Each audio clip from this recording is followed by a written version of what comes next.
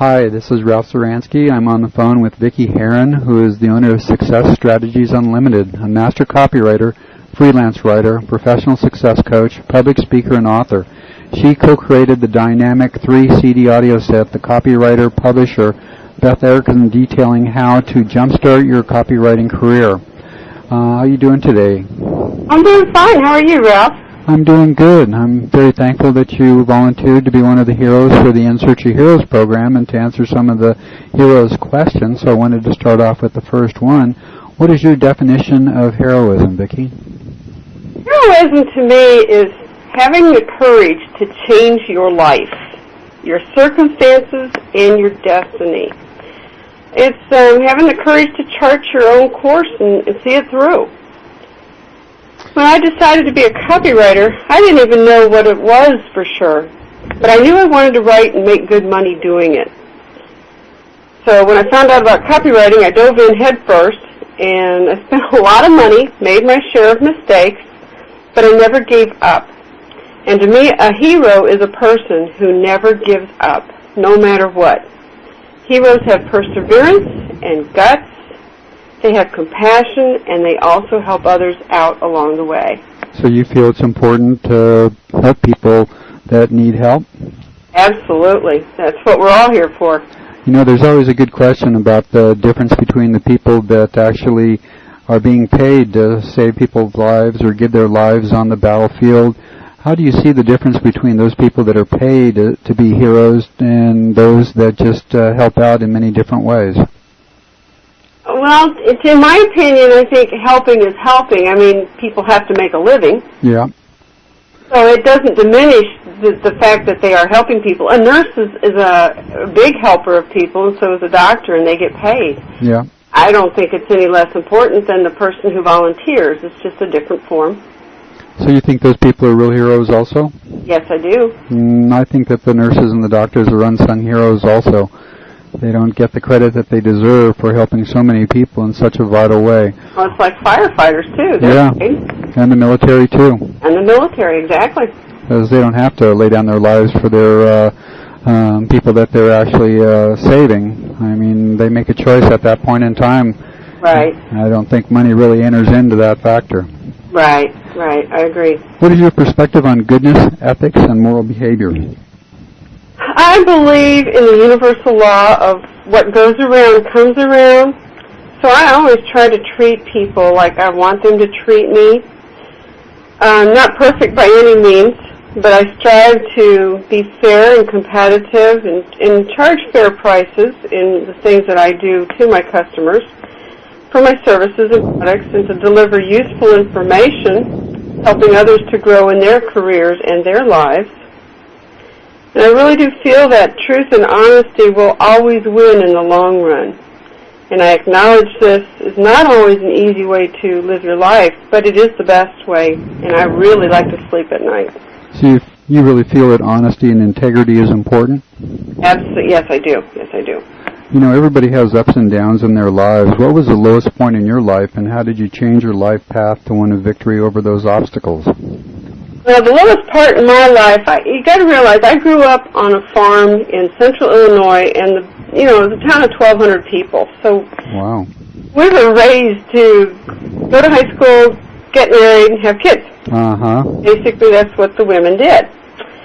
And I didn't know any different till I moved to the larger cities. But the lowest part in my life was in 1984. I was 29, I had 3 kids.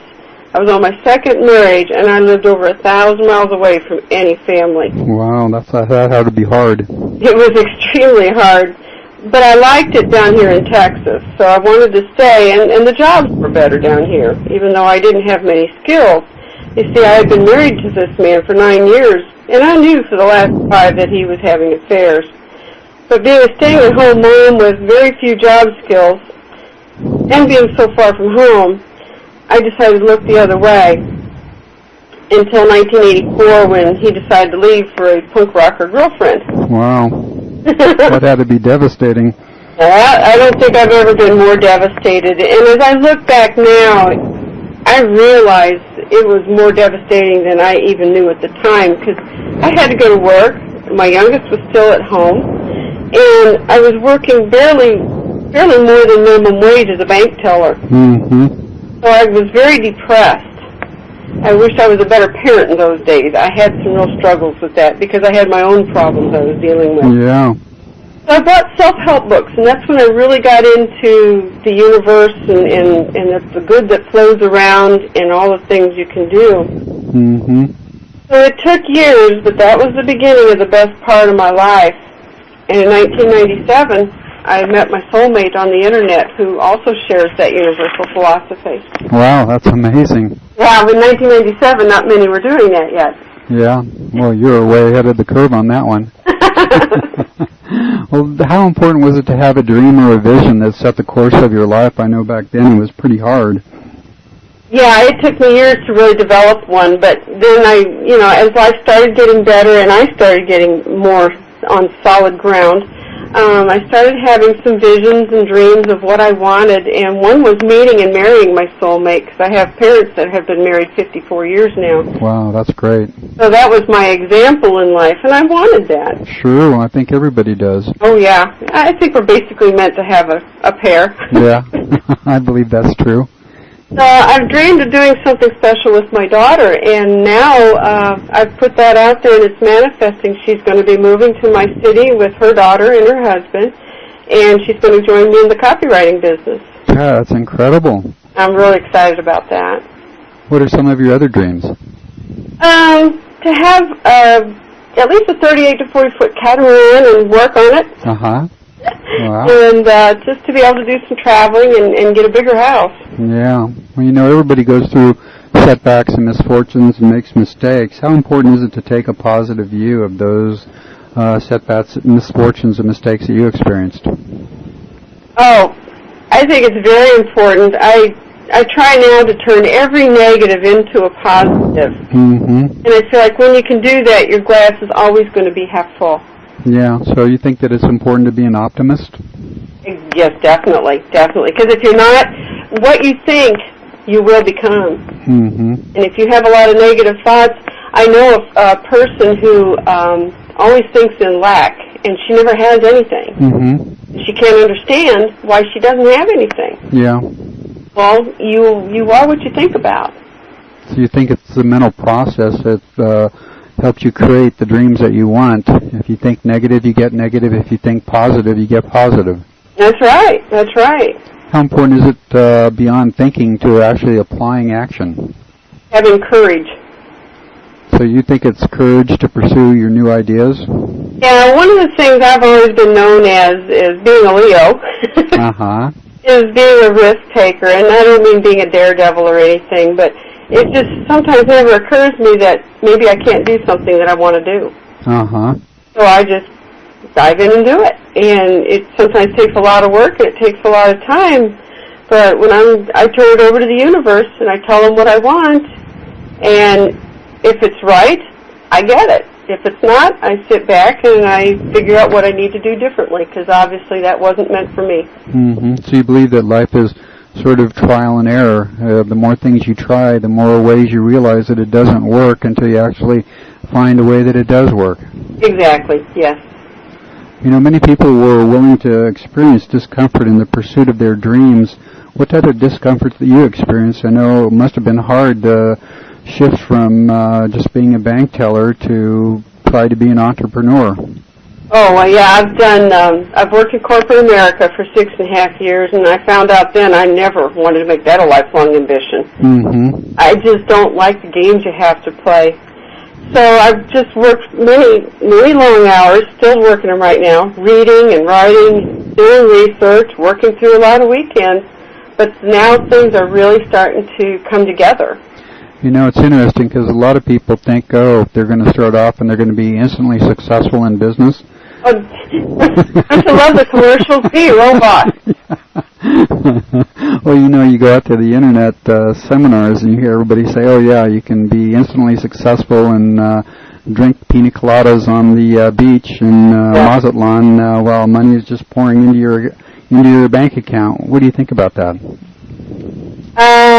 Don't believe it. If it sounds too good to be true, it usually is. Yeah. Well, you can't do anything quality and just have money pouring into you. You've got to give something back. Yeah. Well, that's so true. Well, did you believe that your dreams would eventually become reality? Yeah, I did. I mean, you've always got those little doubts that you try to keep crowding out, but being an optimist and knowing how important that is, I just always act as if it's reality already. So when I started to want to be a copywriter, I just told people I'm a copywriter. And your mind, your subconscious will start believing that. Yeah. So you just have to really kind of psych yourself out sometimes and act as if until it becomes reality. Yeah. Well, you know, that's one of the big things that people have that paralyze them is their doubts and fears. How are you able to overcome your doubts and fears to carve a new path in life? Well, like I said, I've read a lot of self-help books and listened to different kinds of programs. So lots of positive affirmations and practice, and practice. You know, it's important to have willpower to change things in your life. Where did you get the willpower to change the things in your life for the better? Because it had to be very hard just being a divorced mom with 3 kids and only 29 and working at a low-wage job. Where did you get that willpower to change? Keeping an open mind, that life will bring you mentors when you need them. I really do believe that because it happened to me so much. I've had very wise neighbors be mentors in my life. I've had my husband, my soulmate, he's a very good example. People like Joe Vitale come into your life when you need them. Mm-hmm. So actually you learn from everyone who touches your life. I have a 5-year-old granddaughter that I learned from. She's just remarkable. Mm-hmm. So if you just keep your eyes and your heart open. So you think that there's a lot of things that kids can actually share with us to make our lives richer and better? Oh, for sure. If we just listen to them, they're a wealth of information and feelings and innocence. Mm-hmm. We get out of our cynical adult nature and get into their innocence, I think we can learn a lot. You know, it's funny how kids are able to forgive others at an accelerated rate compared to adults. How important is it for people to forgive those who upset, offend, and oppose them? It's very important, and that's something I've learned to work on as the years have gone by, and forgiving people that really do bad things to you. Yeah. Because if you hold that grudge inside, mm-hmm. it'll eat you up, and you won't have anything. Yeah. You won't get anywhere you want to go. Well, I believe that's true, having those negative thoughts, just like you said before. It's so important to be optimistic. Yeah, it's poison to have negative thoughts. Well, you know, do you experience joy in serving others? Most of the time I do, yes. Some people bring me more joy than others, but I love hearing aha moments in someone's voice or seeing expressions on their face when you've really done something that makes them feel good. Uh-huh. Well, a lot of people pray to universal consciousness, or they pray to God or Jesus or Buddha or any of the other different spiritual powers. How important is prayer in your life? What a big place, and it gets bigger every day as I realize the power of it. Mm-hmm. I'm always giving thanks for the blessings I have, and I learned this from a thing from Joe Vitale's Spiritual Marketing. Mm-hmm. I just really never realized the importance of it till I read that. Yeah. So I always give thanks for the blessings I'm receiving and that I have, and then I notice when I'm faithful in doing this, the blessings keep happening. Yeah, that's amazing, isn't it? It is. Do you maintain a sense of humor in the face of serious problems? I know that, I know a fair number of women that were in the same situation as far as having kids and just being divorced and not with no fault of their own and just having to take the responsibility of the family. How important was humor in your life and you're dealing with those difficult problems? Humor is very important. I wish I could say I always had a sense of humor. Of course, through the trials of real difficult times, you don't always. Yeah. But I always try to bring myself around and recognize when I don't. Mm-hmm. And make that change to a more positive outlook and get my sense of humor back. Mm-hmm. I try to keep the presence of mind that this negative situation or problem, there is something good that is about to come from it. There's something I'm going to learn somewhere. Mm-hmm. And then I wait for that good and expect it because I've turned it over to the higher power. Yeah, that's amazing. You know, I've talked to a lot of the different heroes I've recognized that I met on the Internet at the Internet seminars, and everybody has different heroes. Who are the heroes in your life? People who have guts and determination to go full steam ahead with their dreams. People who don't let their doubts and fears hold them back, who continually strive to improve themselves, and who help others reach their goals. You know, I was doing an interview with Ted Nicholas, who's one of the most successful copywriters in the world, and they call him the $4 billion man. And he says that the entrepreneurs are his real heroes. They're the unsung heroes of our society. Sounds like you believe that also. Oh yes, that would fit that description, especially now that I am one. You know, who are the real heroes in society today that aren't really getting the recognition that they deserve? People who are not afraid of being parents. Uh-huh. There's a lot of parents out there anymore who, after raising 3 kids, I know how you like your parents, you like your kids to like you. Yeah. But it's so important to be the parent till they're at least 25. Uh-huh. And it's tough because it's not a popularity contest. I left home when I was 17, didn't come back for 2 years because I was mad at my parents, who were wonderful people. Yeah, yeah. But some, they weren't willing to be my pal. Yeah. And I look back now, and all I can say is thank you. I guess so. I think that's a big problem in our society today, where parents want to be their kids' pals and co-equals. I agree, and I just think that's the root of a lot of problems we're having with today's youth. Yeah, it's hard when kids are looking for direction, and the parents are looking to the kids for psychological advice. I know. And the kids need the role model. They need their parents to be their heroes. Mm-hmm. First and foremost, they need their parents. Yeah, well, when your parents made a stand and they risked making you mad, and you stayed away for 2 years after high school, that must have really broke their hearts. It did, but they knew, and this was what was fun, they knew once I had a child of my own, I'd be home. That's exactly when I came home. Uh-huh. Were they happy to welcome you back? They welcomed me back with open arms unconditionally, and that was, I'll never forget that. That's amazing to have parents that will do that, isn't it? Yes, it is. It seems even nowadays more and more kids, even into the 30s and 40s, are returning home. Yeah. Yes. Life seems to have some crushing blows for many of us, that's for sure. Yeah, it does. But you just need to know that there's a better tomorrow. Uh-huh. So you think that it's important for tough love? Yep. And that's what your parents did for you and you did for your kids? Right. Sometimes I had a daughter that started to get in real big trouble one time, and I went to an agency who helped me and taught me a lot about tough love. Mm-hmm. And you love them more when you're willing to risk them getting mad at you. Yeah. Yeah, well, I think that's probably true, Mm-hmm. because that's the true sign of love, if you're willing to stop somebody if they're going down the wrong trail. Right. And it takes a lot of courage to do that, because the first thing that's going to happen is they're not going to be very happy with you if you're trying to stop them in the way they want to go. Right. Especially teenagers. You know, why are heroes so important in the lives of young people? I think that young people are searching for their identities and want to belong. I remember being a teenager myself, and I felt that way. They want to feel important, and they want to feel like they can accomplish anything they set out to do.